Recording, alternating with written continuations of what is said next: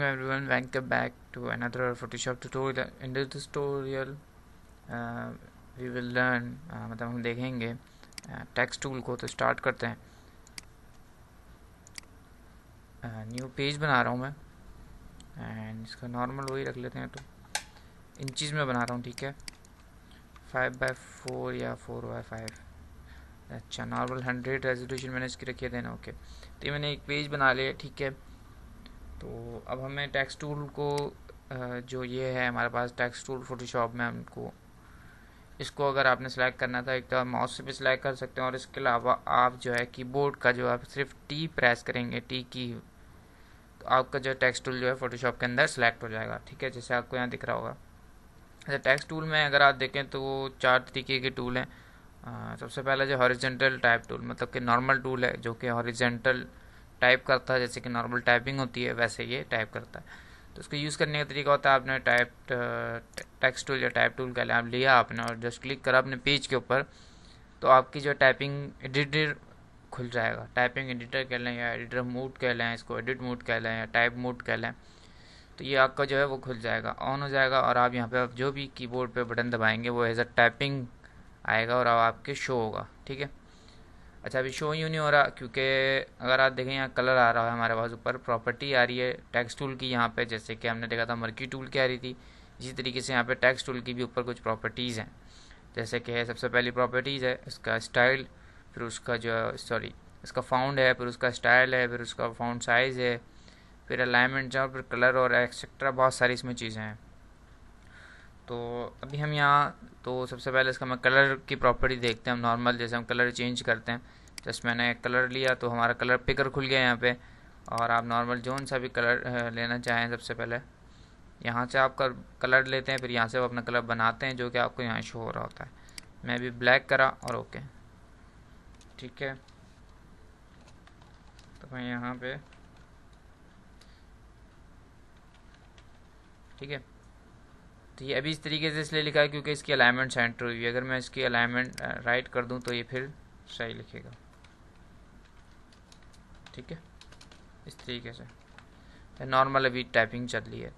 अच्छा, जैसे कि अगर आप लोगों ने वर्ड वगैरह देखा हो तो, या कोई टाइपिंग का सॉफ्टवेयर देखा, नोटपैड देखा हो हत्ता के, तो वहाँ पे भी हमें फॉर्मेटिंग अप्लाई करने के लिए सिलेक्शन करनी होती थी टेक्स्ट की, कुछ कलर चेंज करने के लिए। मतलब लिखा हुआ टेक्स्ट है, उसका कलर आपने चेंज करना है, या उसका साइज़ वगैरह बड़ा करना है, या उसका फ़ॉन्ट स्टाइल चेंज करना है, तो उसके लिए आपको टैक्स सेलेक्ट करना पड़ता था। तो वैसे ही चीज़ यहाँ पे है, आप जितने टैक्स सेलेक्ट करेंगे उतने टैक्स पे आपकी फॉर्मेटिंग अप्लाई होगी।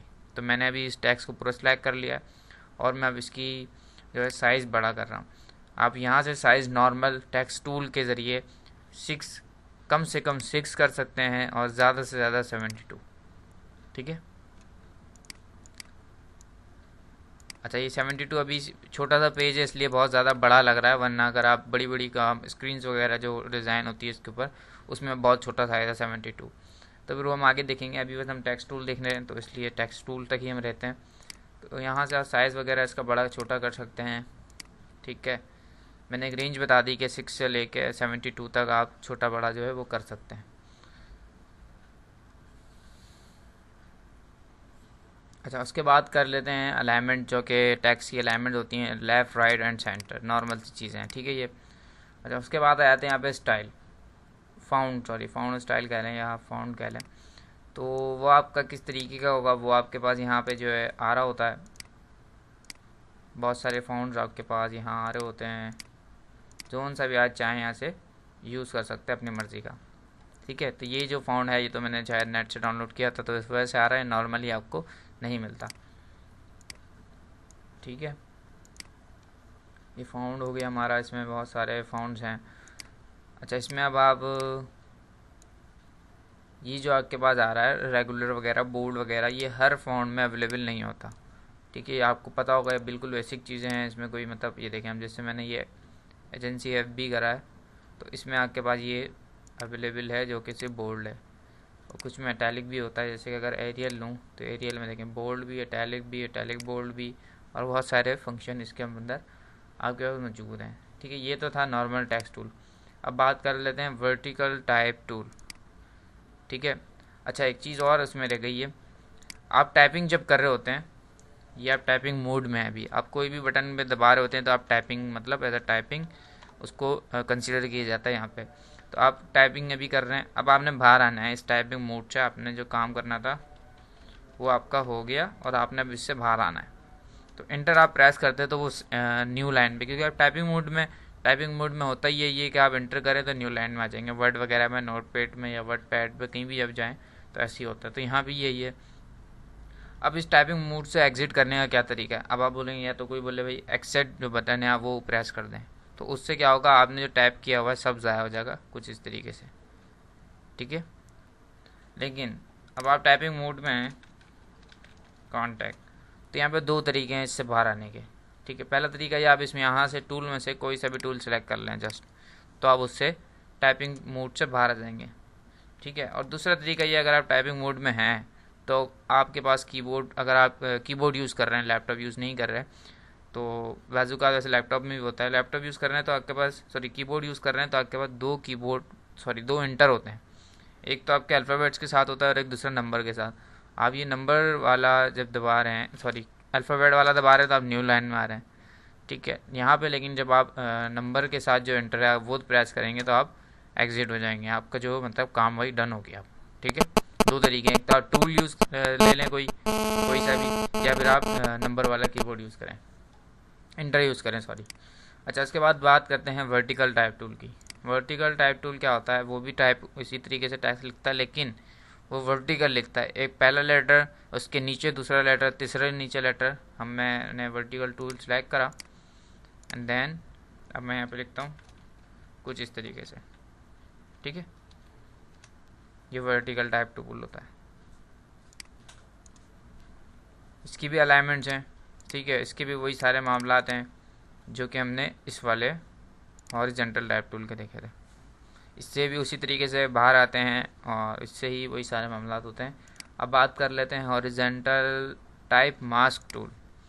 अच्छा, मैंने हॉरिजॉन्टल टाइप मास्क टूल लिया है और क्लिक करा, तो अब मैंने लिखा यहाँ पे कॉन्टैक्ट, दैट्स इट, बाहर आ गए। तो इससे क्या हुआ कि वो आपकी सिलेक्शन बना दी, उसने सिलेक्शन बना दी।